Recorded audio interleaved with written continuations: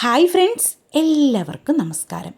இன்றைக்கி நம்ம வறுத்த பச்சரிசி மாவில் சூப்பர் டேஸ்ட்டில் செஞ்செடுத்தா உதிர் எப்படி செய்யலாம் என்று தான் பார்க்க போகிறோம். பிரேக்ஃபாஸ்ட் ஆயும் டின்னர் ஆயும் ஈவினிங் ஸ்நாக் ஆயும் எல்லாம் சாப்பிடலாம்னா சூப்பர் டேஸ்டான ஒரு பலகாரம் தான் இந்த உதிர். இதனோட காம்பினேஷன் பழம் தான். இனிப்பு சேர்த்து தயார் பண்ணுற இந்த உதிர் எப்படி செய்யலாம்னு பார்க்கலாமா? வாங்க வீடியோக்குள்ளே போகலாம். அதுக்காக ஃபஸ்ட்டு நமக்கு மாவு ரெடி பண்ணி எடுக்கலாம். 10 நிமிஷம் தண்ணியில் ஊற வச்சு எடுத்த பச்சரிசி மாவு, அது தண்ணி வடித்து போட்டதுக்கப்புறமா மில்லில் அரைச்சி எடுத்துகிட்டு வந்த மாவு தான் இது. கொஞ்சமாக கூட இந்த மாவு நமக்கு தயார் பண்ணலாம். அதுக்காக 10 நிமிஷம் அரிசி தண்ணியில் ஊற வச்சு எடுத்ததுக்கு பின்னாடி மிக்சியோட ஜாரில் போட்டு தூள் பண்ணி எடுத்துருந்தா கூட போதும். எப்படியா இருந்தாலும் இது நல்லா வறுத்தெடுக்கணும். வறுத்தெடுத்து அப்படியே ஸ்டோர் பண்ணி வச்சுருந்தா இது ரொம்ப நாள் கெட்டு போகாமல் அப்படியே இருக்கும். இடியப்பம், பத்திரி, கொழுக்கட்டை எல்லாத்துக்கும் இதே மாதிரி நைஸாக அரைச்செடுத்த மாவு தான் யூஸ் பண்ணுவாங்க. புட்டுக்கு ரவை மாதிரி தான் நம்ம அரைச்செடுக்கும். இதே மாதிரி நைஸாகி அரைச்செடுக்காது. ஸ்டவ் மீடியம் ஃப்ளேமில் வச்சு தான் நம்ம இது வறுத்தெடுக்கணும். கை எடுக்காமல் கலர் விட்டுட்டே இருக்கணும், தீஞ்சு போகக்கூடாது. இந்த மாதிரி கொஞ்சம் நேரம் ஒரு 20 மினிட்ஸு நம்ம இதே மாதிரி செஞ்சுருந்தா நம்ம மாவு கரெக்டு பாகத்தில் ஃப்ரை ஆகிட்டு வந்துடும். நல்லா வறுத்து கரெக்டாகிட்டு வந்துடும். நம்ம கையில் இந்த மாவு எடுத்தால் கையில் ஒட்டி பிடிக்காமல் ஈரம் இல்லாமல் கரெக்டாக இருக்கும். நல்ல ஒரு வாசம் வரும். அதுதான் கரெக்டு பாகம். அதுக்கப்புறமா இது ஆறதுக்கு வைக்கலாம். இனி உதிரி செய்யலாம். அதுக்காக 3 கப்பு வறுத்த பச்சரிசி மாவு ஒரு பாத்திரத்தில் எடுத்து வச்சுருக்கிறேன். கொஞ்சமாக உப்பு சேர்க்கலாம். அதுக்கப்புறமா கொஞ்சமாக தண்ணி தெளித்து நமக்கு புட்டு மாவு செய்கிற அதே மெத்தடில் உதிரி மாவும் செஞ்செடுக்கலாம். அதிகம் தண்ணி இதிலேக்கு ஊற்றக்கூடாது. இதே மாதிரி கொஞ்சமாக தண்ணி தெளித்து தான் நம்ம இந்த மாவை ரெடி பண்ணி எடுக்கணும். அரிசி மாவில் மட்டுமல்ல, நமக்கு இது கோதுமை மாவிலும் செய்யலாம். நல்ல டேஸ்ட்டாக இருக்கும். ஸ்டீமில் வேக வச்சு எடுக்கிறதுனால நல்ல ஹெல்த்தியான ஒரு பலகாரம் தான் உதிர். தண்ணி தெளித்து மாவு ரெடி பண்ணி எடுத்ததுக்கப்புறமா கொஞ்சமாக மாவை கையில் எடுத்து ப்ரெஸ் பண்ணியிருந்தால் அது உருண்டை மாதிரி ஆகிடும். ஆனால் அது உடைச்சி போட்டிருந்தால் புட்டு மாவு மாதிரி ஆகிடும். அதுதான் கரெக்டு பாகம். பாருங்கள், இதே மாதிரி. இப்போ நம்ம மாவு ரெடி ஆகிருக்கு.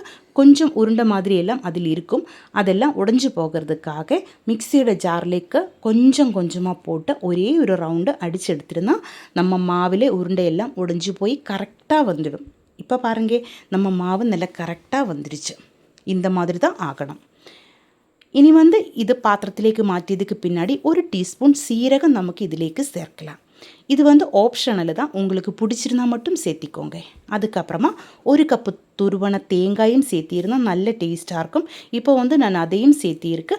அதுக்கப்புறமா இனிப்பு உங்களுக்கு பிடிச்சிருந்தா இதிலேக்கு சர்க்கரை சேர்க்கலாம்.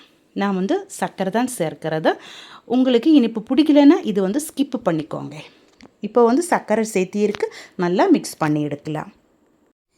இனி இதை வேக வச்சு எடுக்கலாம். அதுக்காக ஒரு இட்லி தட்டிலேக்கு ஃபஸ்ட்டு நமக்கு கொஞ்சம் தேங்காய் போடலாம். அதுக்கப்புறமா இனிப்புக்காக கொஞ்சமாக சர்க்கரை சேர்க்கலாம். அதுக்கப்புறமா நம்ம ரெடி பண்ணி வச்சுருந்தா மாவு இதுக்கு மேலே கொஞ்சமாக சேர்க்கலாம். அதுக்கு மேலே நம்ம லேயராகிட்டு தேங்காயும் சர்க்கரையும் சேர்க்கலாம்.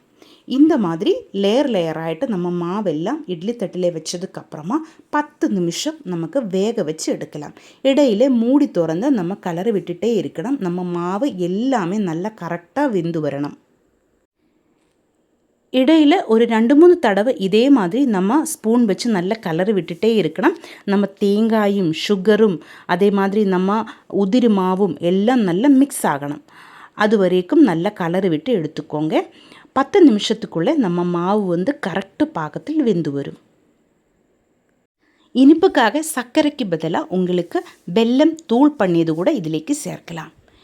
இடையில் நான் இதே மாதிரி மூடி திறந்து கலரை விட்டுட்டே இருக்கு.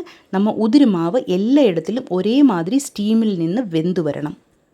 அதுக்காக இடையில் இதே மாதிரி நல்ல கலரை விட்டு எடுத்துக்கோங்க. இப்போது 10 நிமிஷம் ஆயிடுச்சு. நம்ம உதிரி மாவு கரெக்டு பாகத்தில் வெந்து வந்துடுச்சு. இனி சர்வ் பண்ணுறதுக்காக இன்னொரு தட்டிலேக்கு நமக்கு மாற்றலாம். பிரேக்ஃபாஸ்ட் ஆயோ ஈவினிங் ஸ்நாக் ஆயோ டின்னர் ஆயோ ഒക്കെ நமக்கு இது சாப்பிடலாம். இதனோட காம்பினேஷன் பழம் தான். நல்லா பிசைஞ்சு சாப்பிட்றதுக்கு சூப்பராக இருக்கும். இவ்வளவும் ஹெல்த்தியான இந்த பலகாரம் ஒரு தடவை நீங்கள் ட்ரை பண்ணி பாருங்கள். இந்த வீடியோ உங்களுக்கு பிடிச்சிருந்தால் சேனல் சப்ஸ்கிரைப் பண்ணுங்கள், லைக் பண்ணுங்கள், கேரளா ரெசிபீஸ் பிடிக்கிற உங்கள் ஃப்ரெண்ட்ஸுக்கெல்லாம் நீங்கள் இந்த வீடியோ ஷேர் பண்ணி கொடுங்க. ஹைப் ஆப்ஷன் ப்ரெஸ் பண்ணி என்ன கொஞ்சம் சப்போர்ட் பண்ணி கொடுங்க. உங்களுடைய ஃபீட்பேக்கை நீங்கள் கண்டிப்பாக கமெண்டில் எழுதி போடுங்க. தேங்க்யூ.